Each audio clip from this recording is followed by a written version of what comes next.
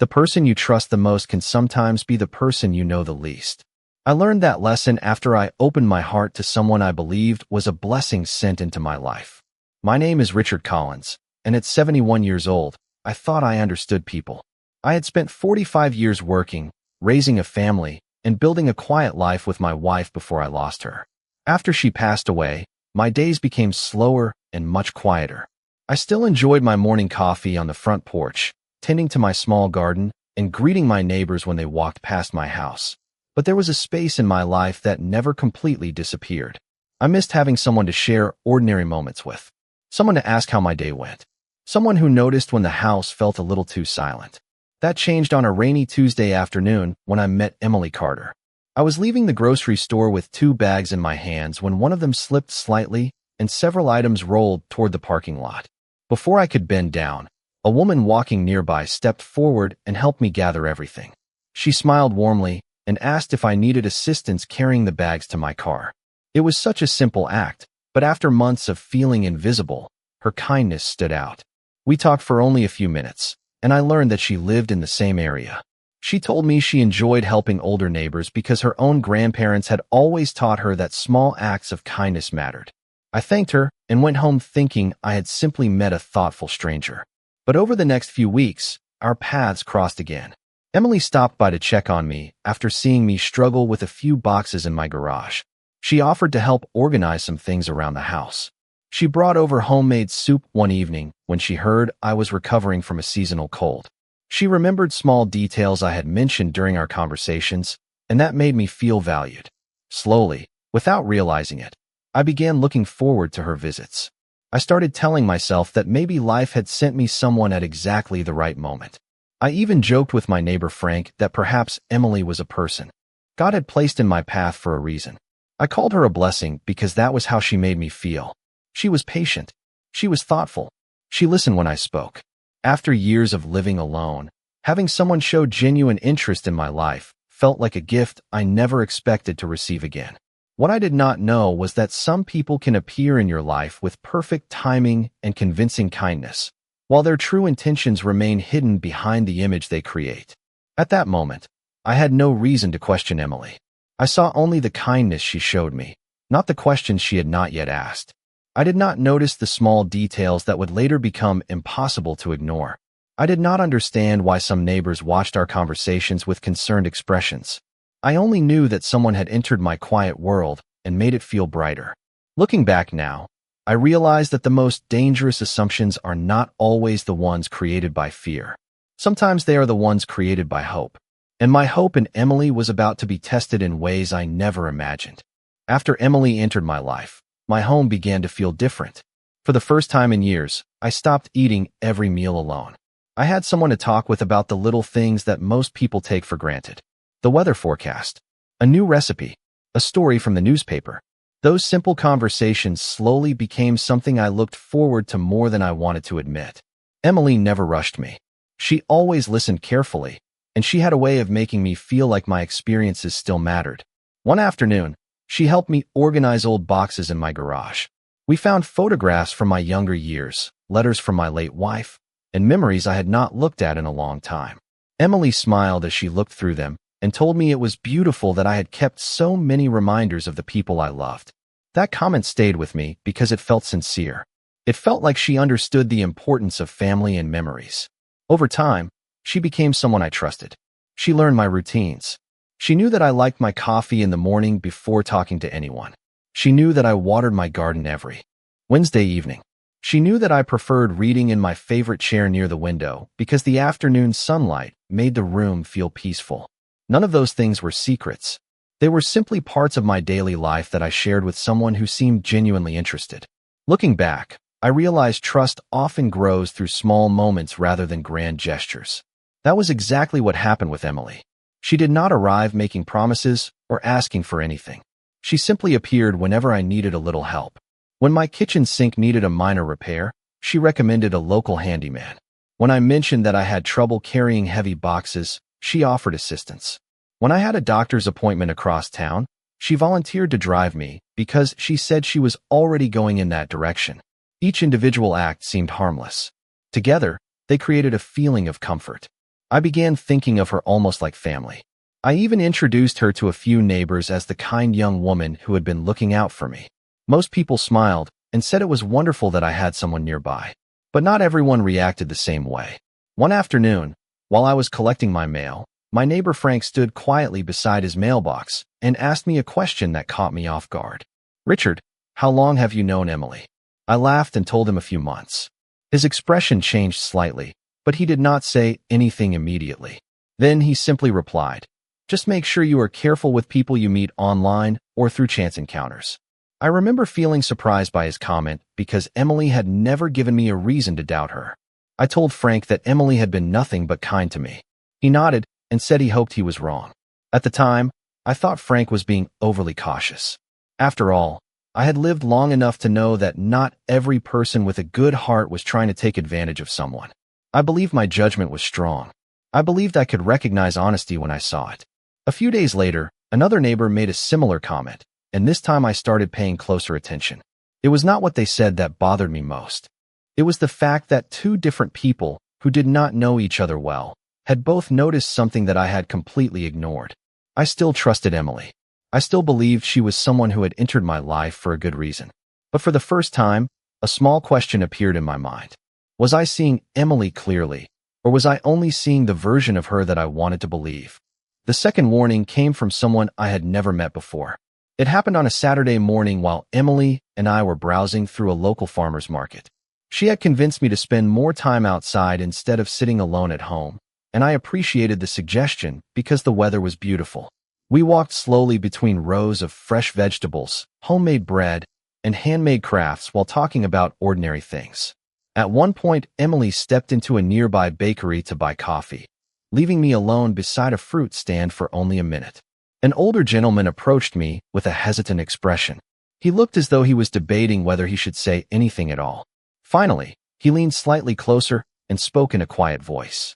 "Sir, I hope you do not mind me asking, but is the young woman with you a relative?" I smiled politely and explained that she was a friend who had been helping me around the house. The man's face became noticeably more serious. "Please forgive me if I am mistaken," he said, "but I believe I have seen her spending time with another older gentleman several months ago in a nearby town." I only remember because my sister thought something about the situation felt unusual. Before I could ask another question, Emily returned carrying 2 cups of coffee. The stranger simply wished me a pleasant day and walked away without looking back. I stood there holding my cup while replaying his words in my mind. For the first time, I did not dismiss a warning immediately. I still trusted Emily. But now there were 3 different people, none of whom appeared to know each other, expressing similar concerns. That coincidence was becoming harder to ignore. I chose not to confront Emily because I did not believe accusations without evidence helped anyone. Instead, I decided to observe more carefully. Over the following week, I noticed little things that had once seemed insignificant. Emily often remembered details I had mentioned only once, especially when they involved my house, my schedule, or my finances. If I casually referred to paying property taxes or renewing insurance, she seemed unusually interested in the conversation before smoothly changing the subject. One afternoon, she admired the neighborhood and asked how long I had owned my home. Another day, she complimented the garden before asking whether maintaining a large property had become difficult for someone my age. None of the questions sounded inappropriate by themselves.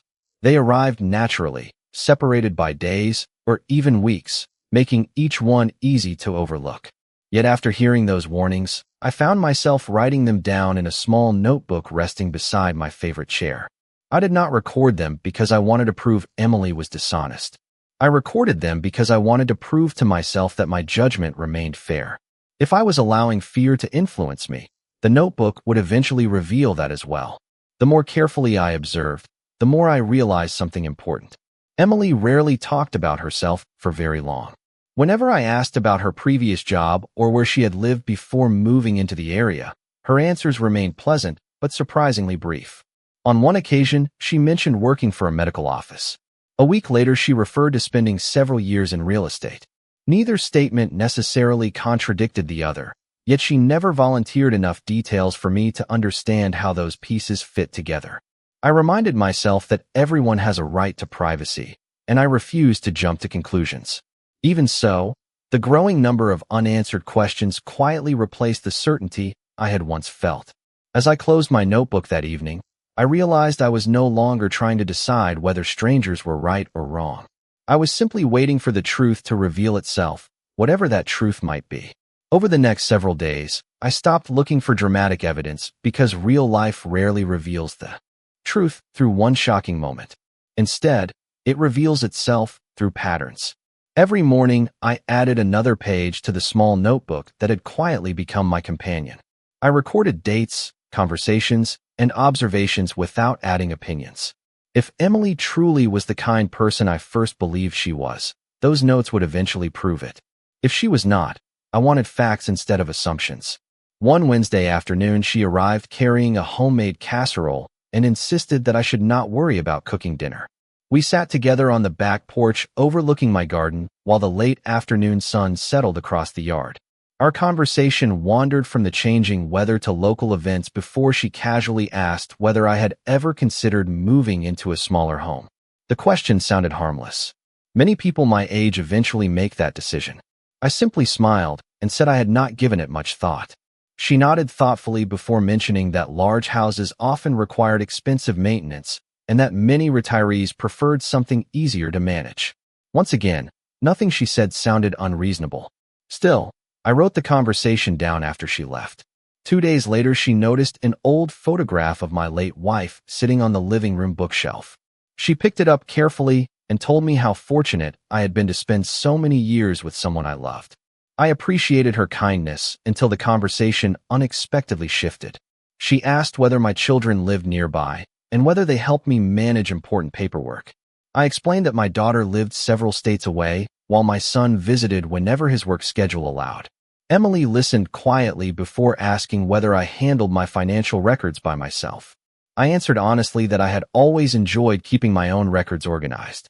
She smiled and complimented me for remaining so independent. Yet after she drove away, I realized that our conversation had once again drifted towards subjects involving my personal affairs. The questions never came all at once. They were scattered across different visits like puzzle pieces that only formed a picture when placed together. That weekend, I attended a breakfast gathering hosted by the local Veterans Association, where I occasionally met old friends for coffee. While waiting in line, another gentleman introduced himself after recognizing me from previous meetings. During our conversation, he mentioned seeing me around town with a younger woman.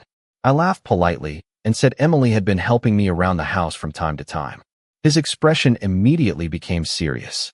He hesitated before quietly saying, "Richard, I may be completely mistaken, and I hope I am, but a close friend of mine believed he met that same woman while volunteering at a senior resource center last year.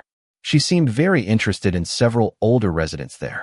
He quickly added that he had no proof of wrongdoing and encouraged me only to be careful. That was the fourth independent warning I had received. None of these people knew one another. None of them appeared interested in gossip. They all seemed uncomfortable bringing the subject to my attention, which made their words difficult to dismiss. That evening, I returned home and opened my notebook once again. For the first time, I drew 2 separate columns across a blank page. On the left, I listed every genuine act of kindness Emily had shown me. On the right, I listed every unusual question, every warning, and every inconsistency I had quietly observed. When I finished, both columns were nearly the same length. I stared at them for several minutes before gently closing the notebook. My trust had not disappeared, but it was no longer unquestioning. I realized that if I truly wanted peace of mind, I needed something stronger than opinions from strangers or impressions from casual conversations. I needed the truth, and I began wondering whether there might be a simple way to let that truth reveal itself without accusing anyone of something I could not yet prove. After closing my notebook that evening, I did not feel victorious or relieved. I felt something much more complicated. I felt disappointed that I had reached a point where I needed to question someone I had welcomed into my life. Trust is a fragile thing because once doubt appears, even ordinary moments begin to look different.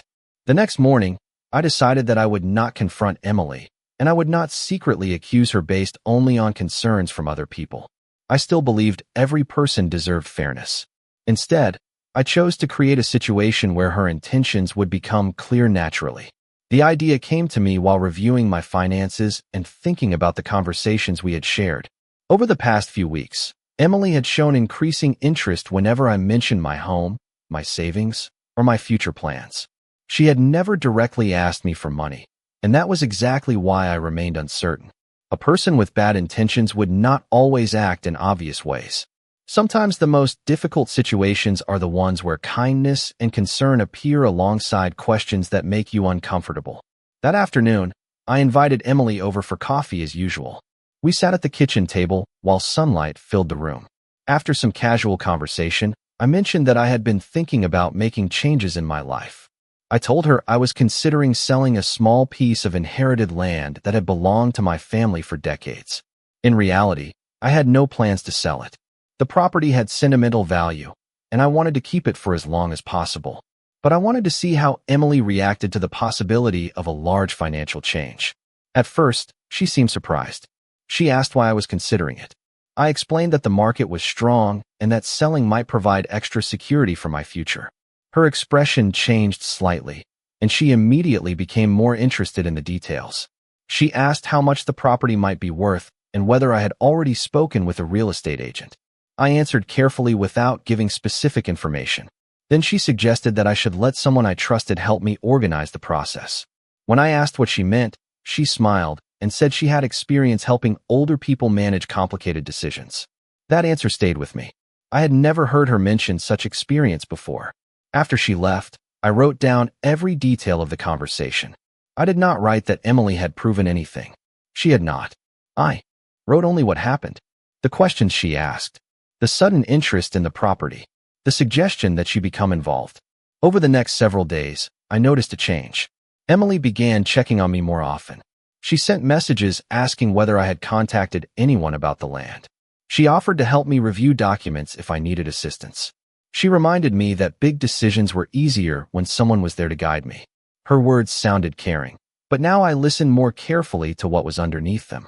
One evening, I spoke with my attorney, someone I had known for many years. I did not tell him my suspicions about Emily because I still wanted to be fair. I simply asked general questions about protecting personal information and making financial decisions carefully. His advice was simple. Richard, the people who truly care about you will respect your independence. They will not rush you into decisions or make themselves necessary. Those words stayed with me. For the first time, I understood that the biggest warning sign was not one specific question Emily had asked. It was the gradual shift from helping me with daily tasks to becoming involved in decisions that belonged only to me. I looked at the notebook on my desk that night and realized I finally had enough information to move forward. I did not want to expose Emily or embarrass her. I only wanted to know whether the person I trusted was truly there because she cared about me or because she saw something she wanted from me. And to find out, I knew I needed one final test. The following morning, I woke up earlier than usual because I knew I was about to learn something important. I did not want to believe the worst about Emily, but I also understood that ignoring the warning signs would not make them disappear. For years, I had taken pride in being independent. I managed my own home, organized my own finances, and made my own decisions. Accepting help from someone had never meant giving up control of my life. That distinction had become clearer to me than ever before. I decided to continue with the plan I had quietly created. The story about selling the land was only the beginning. The next step was to see what Emily would do when she believed there was a financial opportunity involved.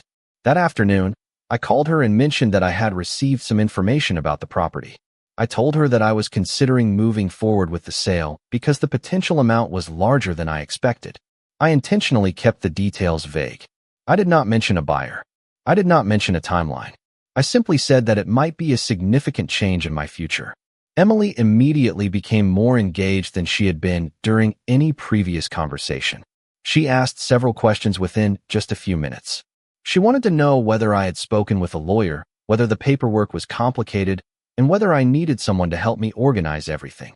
I thanked her and said I was still thinking about my options. She responded by saying that these kinds of decisions could become overwhelming and that it was important to have someone trustworthy nearby. Her words sounded supportive, but something about the timing felt different. Before, Emily offered help with everyday things. Now, she seemed eager to become involved in decisions that affected my personal affairs. A few days later, she visited my house and brought coffee. While we sat in the living room, she returned to the topic of the property without me mentioning it first. She asked whether I had received any updates and whether I had considered putting someone else in charge of handling the details. I asked what she meant. She explained that some older people found it easier to have a trusted person assist with appointments, documents, and communication. I listened carefully. There was nothing unusual about wanting support, and I knew many people needed help managing complicated matters as they aged. But I also noticed something important. Emily was not simply offering to sit beside me while I made decisions. She was slowly suggesting that she should become part of the decision-making process. That evening, I reviewed the notes in my notebook once again. The pattern was becoming clearer. The kindness had been real. The help had been real. But the questions had also been real. The interest in my home had been real. The attention toward my finances had been real. I realized that two things could exist at the same time. Someone could show moments of kindness while still having intentions that were not completely honest. That was a difficult truth to accept.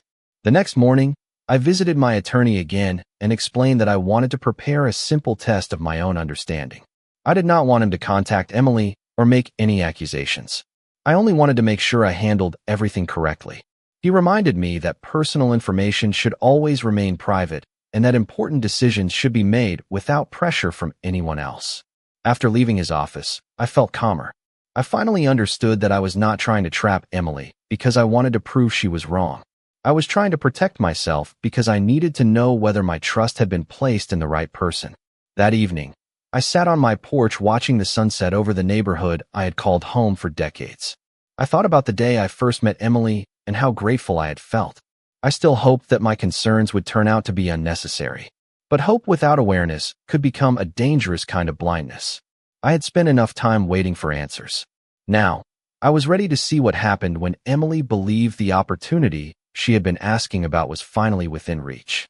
The final part of my plan required patience because I knew one careless decision could turn everything into an unfair judgment. I did not want to embarrass Emily, and I did not want to create a situation where I regretted my own actions later. My goal was not to catch someone in a mistake. My goal was simply to understand the truth. A few days after our last conversation, I invited Emily to my house for coffee. The afternoon was calm, and the familiar setting almost made me forget the doubts that had been growing in my mind. We sat at the kitchen table where we had shared many conversations before. For a few minutes, everything felt normal. Then I brought up the property again. I told her that I had spoken with my attorney and that the process of selling the land might move forward. Soon, I watched carefully, not for a dramatic reaction, but for the small changes that people often reveal without realizing it. Emily immediately leaned forward with interest. She asked whether my attorney had prepared the paperwork yet. She asked whether I had received an official offer. She asked how soon the money would become available. Her questions came quickly, one after another. I calmly answered that nothing was finalized and that I was still considering my options. Instead of telling me to take my time, Emily began suggesting that I should act before the opportunity disappeared. She explained that the market could change and that delays might create unnecessary complications. Her tone remained friendly, but the urgency was different from the patience she had shown me in the past. That was the moment something inside me became clear. The person who had always encouraged me to slow down and enjoy life was suddenly encouraging me to make a major financial decision quickly. After she left, I sat at my desk and opened my notebook. I wrote down every word I could remember from our conversation. I did not exaggerate. I did not add emotions. I simply recorded the facts. Emily had not asked me for money directly. She had not done anything illegal. But the pattern I had been observing for weeks was now impossible to ignore. The interest in my property, the questions about my finances, the suggestions that she should help manage important decisions. All of those small moments had created a picture that I could no longer dismiss. The next day, I made one final adjustment to my plan. I told Emily that the land sale was more complicated than expected and that I might need someone I trusted to help review some documents in the future. I intentionally left the statement open because I wanted to see whether she would offer support or immediately volunteer herself. Her response came within minutes. She said she would be happy to help and that I did not need to involve too many other people because too many opinions could make things confusing. I stared at that message for a long time. It was not one sentence alone that concerned me. It was the confidence behind it. Emily was positioning herself as the person I should rely on while quietly suggesting that others might not understand my situation. That was when I finally accepted what I had been avoiding. The kindness I experienced had been real, but so had the warning signs. Both things could exist together. That evening, I called my attorney and told him I had enough information to make a decision. He reminded me that the most important thing was protecting my independence and making choices based on facts rather than emotions. After hanging up, I walked through my house slowly. I looked at the photographs on the walls, the books on my shelves, and the garden outside the window. This was not just a property. It was the life my wife and I had built together. It represented decades of memories, effort, and love. I realized that protecting myself did not mean becoming cold or suspicious of everyone. It meant respecting the value of everything I had worked for. The next morning, I prepared for the conversation I knew I needed to have with Emily. I no longer felt confused. I no longer wondered whether I was being unfair. I finally understood that sometimes the greatest kindness you can offer yourself is the courage to ask difficult questions before it is too late. The morning I planned to speak with Emily, I woke up earlier than usual. I sat quietly at my kitchen table with a cup of coffee and looked around the room where so many ordinary memories had been created. For a moment, I remembered the first day we met. I remembered how grateful I felt when someone appeared during a lonely season of my life and offered kindness without expecting anything in return. That memory made the conversation ahead even more difficult because I did not want to believe I had misunderstood her. But I had learned an important lesson. Trust should be built on truth, not only on hope. Emily arrived that afternoon just as she always did, carrying the same warm smile and friendly attitude. She walked into my kitchen and immediately asked how I was feeling. I invited her to sit down, and we shared a few minutes of normal conversation before I gently told her that I wanted to discuss something important. Her expression changed slightly, but she remained calm. I looked at her and said, "Emily, I want to thank you for the kindness you showed me when we first met. You helped me during a time when I felt alone, and I will always appreciate those moments." She smiled and thanked me. Then I continued. But over the past few weeks, I have started noticing some things that have made me uncomfortable. I explained that I had been thinking carefully about our conversations. I mentioned the repeated questions about my home, my finances, and my future decisions. I did not accuse her of anything. I simply explained how those moments made me feel. Emily immediately started explaining. She said she was only trying to help because she worried about me living alone. She said she had good intentions and never wanted me to think otherwise. I listened carefully because I wanted to be fair. Then I asked one simple question.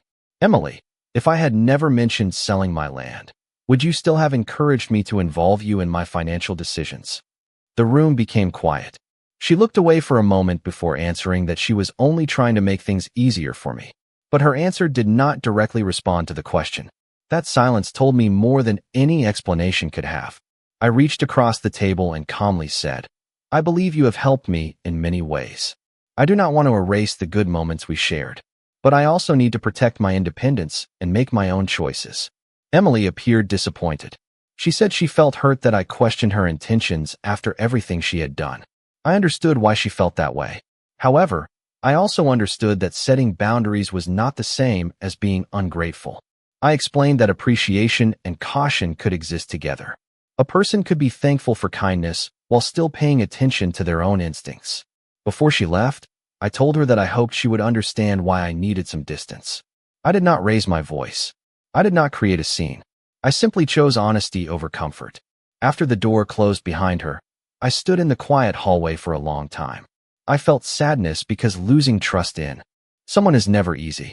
But I also felt relief because I was no longer carrying the weight of uncertainty.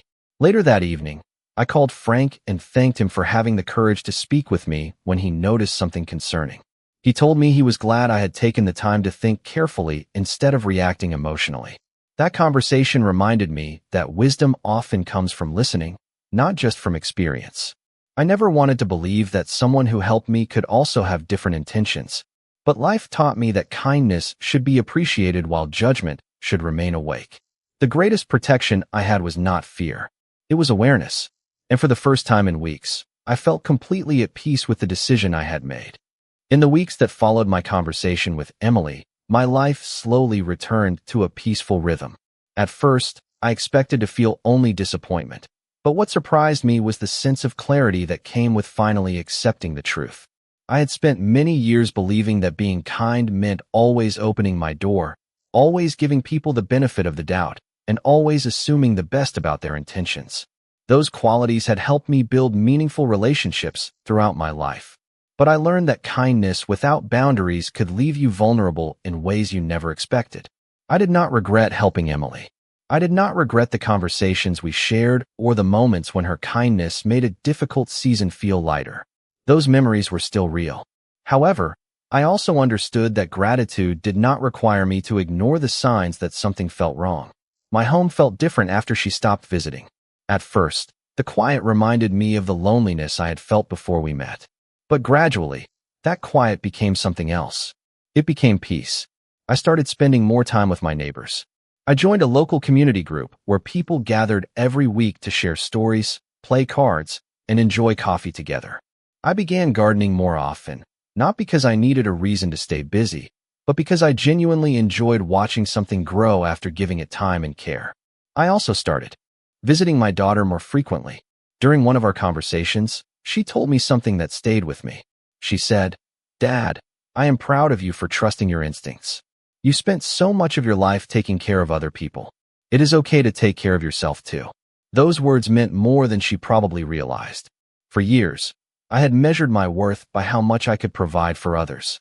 I had been a husband, a father, a neighbor, and a friend. I had always tried to be the person people could depend on. But I finally understood that protecting myself did not make me selfish. It made me responsible. Several months later, I ran into Emily at a local coffee shop. The moment was unexpected, but I felt calm. We exchanged polite greetings and stood there for a few moments without anger or bitterness. She asked how I had been, and I told her I was doing well. She said she hoped there were no hard feelings between us. I thought carefully before answering. I told her that I appreciated the kindness she had shown me, but I also needed to honor the lessons I had learned. She nodded quietly. There was no dramatic confrontation. There was no need for one. Some chapters in life do not end with a perfect apology or a complete explanation. Sometimes they simply end when you find peace with your own decision. That evening, I returned home and sat on my front porch with a cup of coffee, watching the sunset over the neighborhood I had lived in for decades. I thought about the day I first called Emily a blessing. I realized something important. A blessing is not always the person who arrives in your life. Sometimes it is the wisdom you gain from the experience. I still believe there is good in people. I still believe kindness matters. I still believe helping others is one of the most valuable things we can do. But I also believe we should listen when something inside us quietly says to be careful. The greatest lesson I learned was not about Emily. It was about myself. I learned that age does not mean you stop growing. It does not mean you stop learning. And it certainly does not mean you stop protecting the life you worked so hard to build. I kept my home, my memories, and my independence. More importantly, I kept my ability to trust while becoming wise enough to recognize when trust needed limits. Looking back now, I no longer see that difficult season as a betrayal alone. I see it as a reminder that even after 70 years of life, there are still lessons waiting around the corner. And sometimes the most valuable gift you receive is not a person who enters your life, but the strength you discover within yourself when you choose to see the truth.